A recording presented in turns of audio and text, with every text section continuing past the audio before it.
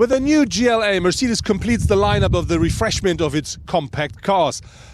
Different to the GLB, which is more practical, the GLA should be more the sporty SUV. How sporty it really is, how it drives, what engines you can buy, and what makes our Edition 1 so special, let's find out now.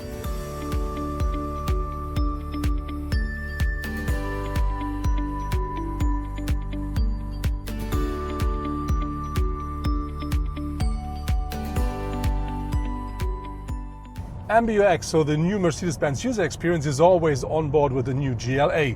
But if you want Apple CarPlay or Android Auto, you have to pay extra.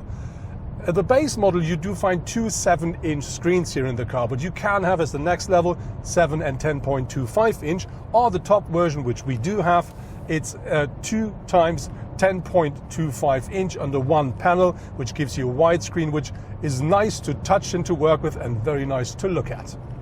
A very important part of MBUX is the new voice control system of Mercedes, and that gives me the option to really control the whole car only with my voice.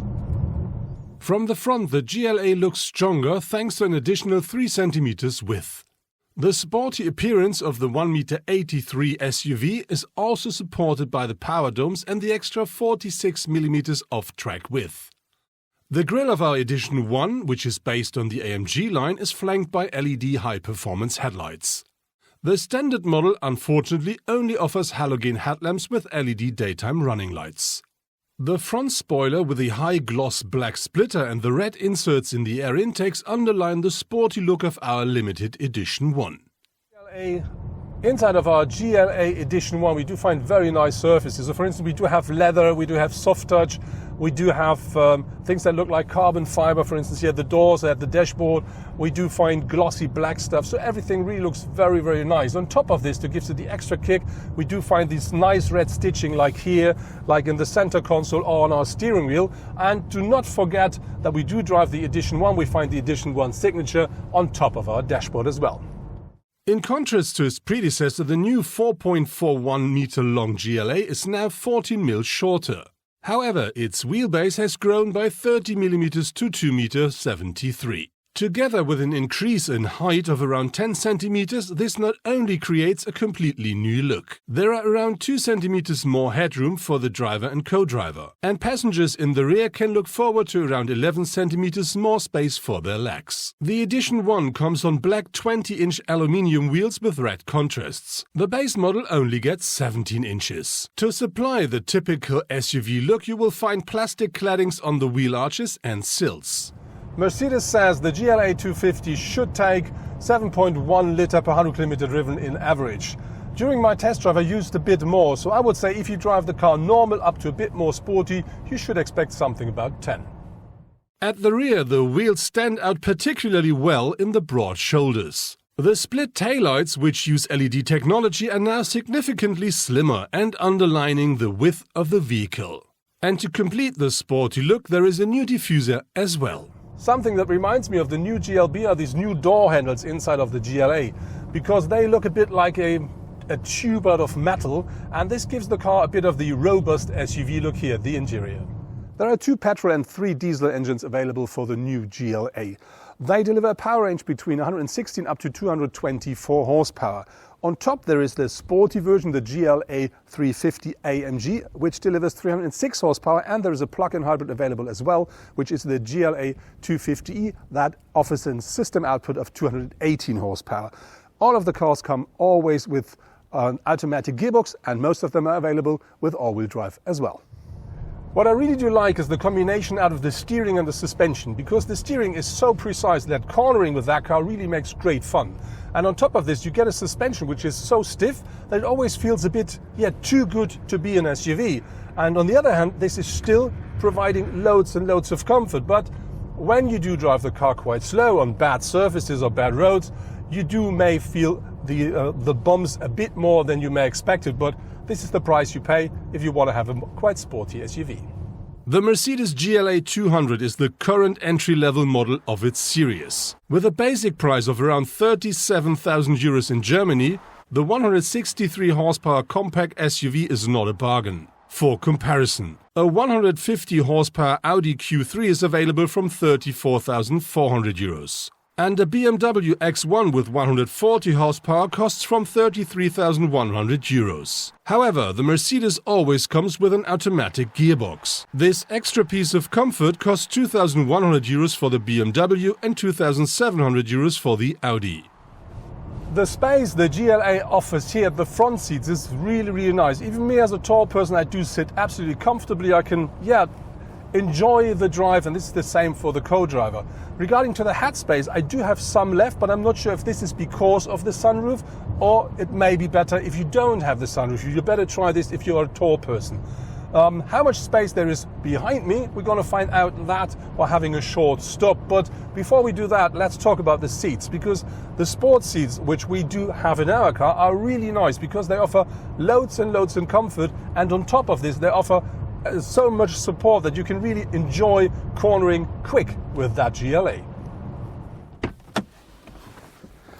So let's see if I fit behind me in the GLA. I didn't change my seating position, and I climb in quick because it's cold.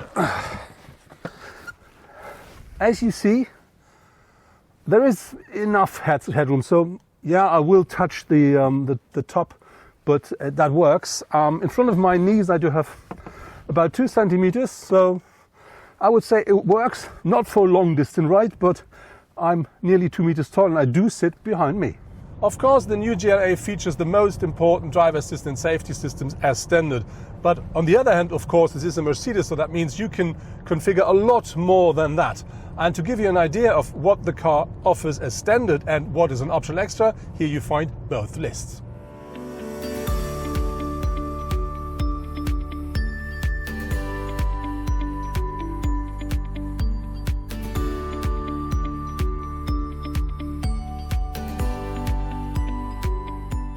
My Mercedes GLA is featuring the 2-litre 4-cylinder petrol engine that delivers 165 kilowatts or 224 horsepower and a maximum torque of 350 Newton meters. And that is always combined with an 8-speed automatic gearbox. And this works quite well, so the car always features more than enough power. But on the other hand, it is a bit too nervous. It is a bit too sporty, I think, for a standard SUV.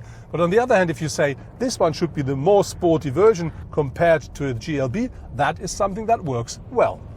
With the rear seats up, the GLA now offers a maximum loading volume of 435 litres. That is 14 litres more than the predecessor. If you fold down the rear bench, a luggage compartment of up to 1,430 litres is created.